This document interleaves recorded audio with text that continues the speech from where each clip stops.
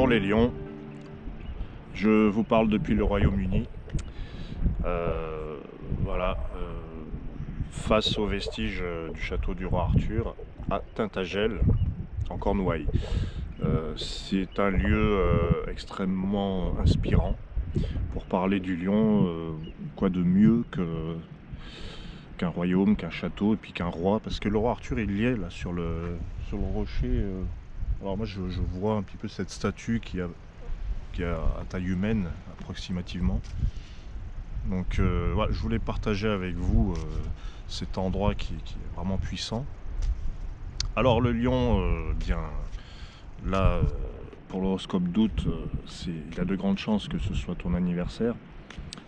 Le lion a vécu depuis quelque temps là beaucoup de changements, de bouleversements. Il a contacté sa propre puissance. Il a modifié, il a changé de vie. Astrologiquement parlant, le signe du lion a vécu des choses fortes. Et tout ça dans le but de trouver sa propre vérité, son propre chemin. Voilà, les lions, en tout cas, ceux que j'ai croisés me l'ont bien confirmé. Ils sont passés par des... Je pense que ces 2 dernières années, le lion en a appris bien plus que ces 20 dernières années, à mon avis. Enfin, c'est un petit peu... c'est une image un peu... bon, c'est une métaphore. Signe du lion qui est décrit souvent comme un signe dominateur, orgueilleux, avec des qualités et des défauts, mais je pense que c'est... Enfin, si je m'en tiens à la symbolique telle que moi je l'aperçois, c'est aussi le signe... C'est le 5e signe, donc le signe du cœur, le signe de la création, procréation. Moi je pense que le lion est à voir comme quelqu'un qui veut se connaître, ou qui se connaît de manière innée et qui parvient à se centrer. Il donne ce message aux autres signes, c'est centrez-vous, tournez-vous vers vous-même, non pas de manière égotique, mais juste ayez conscience de ce qui est vous, de ce que vous voulez. L'amour commence par l'amour de soi. Commencez par vous aimer vous-même pour pouvoir aimer les autres. Ayez le cœur plein pour pouvoir vous montrer à l'autre, non pas dans le but qu'il vous remplisse ou qu'il comble vos manques, mais au contraire, allez-y avec votre générosité. D'où la générosité du lion. C'est comme ça que je perçois ce signe. Voilà, il y a aussi la force. C'est un signe de force. On a tous une force, hein, tous les signes, du premier au dernier. Mais le lion vient rappeler ce message de la force intérieure qui est propre à chacun. Ce courage, courage, dans le mot courage, il y a cœur, agir avec le cœur. Voilà ce que symbolise le lion de manière primordiale. Après, on en fait le roi des animaux et ça peut être juste une apparence. C'est le danger de ce pouvoir, de ce fameux pouvoir, qui peut être juste un pouvoir d'apparat. C'est là que le signe du lion, qu'il soit en signe solaire, ascendant ou n'importe où dans votre thème astrologique, c'est là qu'il va intervenir sur ce côté visible, voire très visible. Qu'est-ce qu'on veut montrer, ou pas d'ailleurs. Donc voilà, je parlais de l'archétype du lion, hein, je ne parlais pas des natifs du lion parce que c'est trop général. Il y a vraiment, pour tout signe hein, d'ailleurs, il faut tenir compte de tous les aspects et des dominantes. Voilà. Et pour l'harmonique, eh bien, moi je vous invite à visiter sur le site des harmoniques. Vous avez le petit formulaire où vous mettez votre date de naissance et vous voyez ce que vous êtes comme harmonique en plus. Alors il y a des harmoniques qui ressemblent au lion. La rose mystique par exemple ressemble beaucoup au lion. Si vous êtes rose mystique, vous allez lire la rose mystique et vous allez voir que c'est un signe de sentiment, qui aime bien être un moteur, qui est à la recherche du beau, etc. Vous avez l'aura aussi, qui est un signe de rayonnement, très proche du lion. Bref, je vais vous donner votre message pour août, et puis vous souhaiter un bon anniversaire aussi, évidemment. Alors, la première carte pour les lions, c'est la roue céleste qui nous parle d'une transformation. Alors, ça peut être aussi une sensation d'instabilité, la roue céleste, parce qu'elle est en mouvement. Elle nous parle du mouvement perpétuel des choses, même celui qu'on ne voit pas. ou celui qu'on ne perçoit pas mais qu'on voit qu'après coup. Voilà, c'est l'hiver, tout est blanc, on n'a pas vu, on s'est pas rendu compte que 6 mois avant, il faisait chaud, il faisait beau. C'est le changement visible ou invisible. Donc là, si ta première carte elle a roue, ça signifie que tu commences un changement dans ta vie, une transformation. C'est la carte de la transformation, il y a un avant, un après. C'est comme si on passait dans une moulinette. Comme c'est la première carte, elle nous dit, bon voilà, changement. Mais changement comment? Évolution. Mais évolution de quoi? Eh bien on va voir avec les autres cartes. Décidément, cet Orient, on y a eu droit dans le Bélier, le Taureau, le Gémeaux, le Cancer, et maintenant dans le Lion. Je pense qu'il a quelque chose à dire. Je le crois. À force, je pense que là,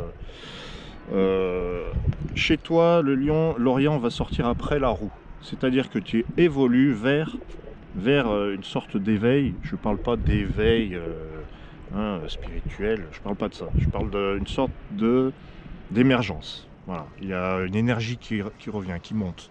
Le début d'un cycle, une initiative. En fait, si tu avais un projet ou une initiative, eh bien, tu vas peut-être être obligé de le modifier. Tu vas être obligé de passer par une transformation pour débuter ton projet. On va essayer d'aller plus loin.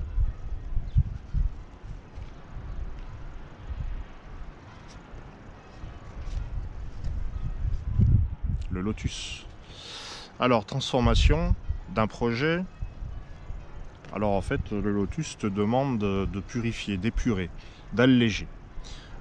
Peut-être qu'on se fait tout un monde d'un projet qu'on a en tête, on fabrique beaucoup de choses dans notre tête, et voilà, tout le film est prêt, tout le scénario est écrit, mais peut-être que là, avec le lotus, on te dit allège un petit peu tout ça, il faut élaguer, il y a trop... Tu penses trop avant d'agir. Il faut peut-être d'abord agir et après tu verras que c'est beaucoup plus simple que ça n'en a l'air. Et en plus, ça dit, comme pour tous les autres signes, d'ailleurs, j'ai regardé un petit peu la carte du ciel, il y a 4 planètes dans le Lion au moment de la nouvelle lune, du 1er août, qui sont en bonne... Enfin, il y a 2 planètes en bon aspect avec Jupiter, qui est donc la chance, le bénéfique. Je trouve que c'est quand même très positif tout ça, en tout cas au 1er août.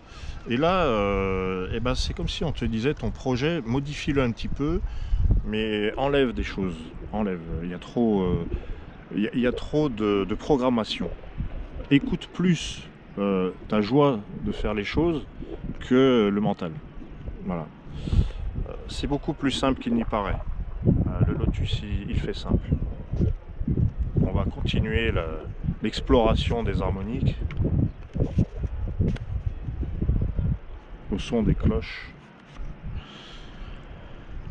Ah, la terre-mère. Fais confiance à la nature. Pense en termes d'ancrage. C'est tout dans le plan terrestre que ça se passe. Ah, la terre-mère. Voilà, rejoins la terre-mère.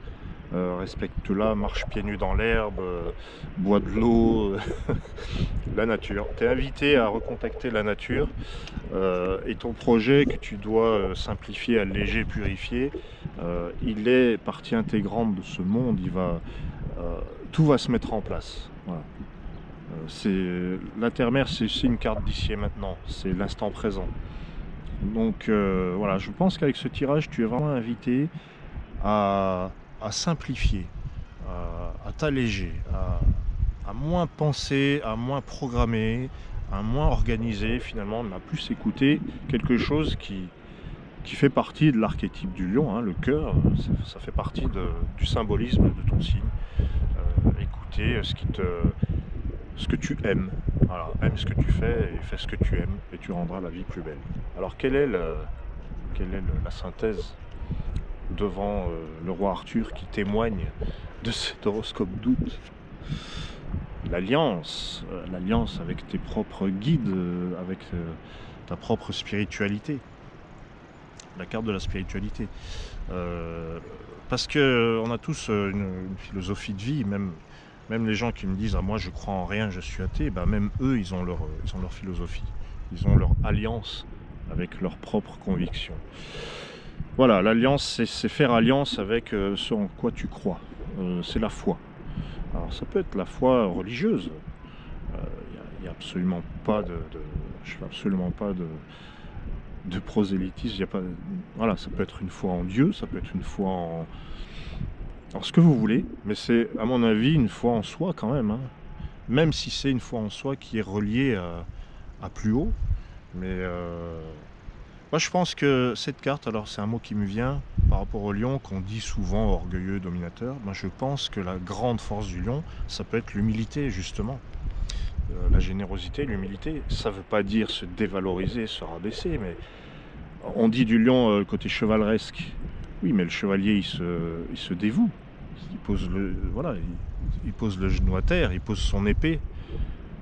Il ne l'utilise pas pour dérouiller les autres. C'est l'humilité, c'est vraiment être humble. C'est ça. Moi, je crois vraiment que l'humilité, c'est une immense force. Et je crois qu'elle fait partie de l'archétype du lion qui est dans... voilà, pas modestie, humilité. Et du coup, voilà, on a toute cette idée de noblesse, d'élévation, de dignité, voilà, mais avec l'humilité. Parce que c'est dès qu'on commence à laisser parler son désir de domination, d'être supérieur, c'est là que ça commence à partir en vrille, si je peux me permettre. Voilà. Donc, je crois que ce mois d'août va être intéressant pour les lions. Avec cette alliance en carte de synthèse, il y a un accord peut-être qui peut être important, une alliance qui peut être importante, qui peut te permettre d'avancer dans ta conscience de lion, la conscience solaire, rayonnante. Voilà, avec simplicité, authenticité. Oui, c'est ça aussi, avec le lotus, il y a l'idée de simplicité. Donc voilà, je te remercie d'avoir suivi ce message. Je souhaite qu'il t'apporte au moins quelques petits éclairages, quelques pistes.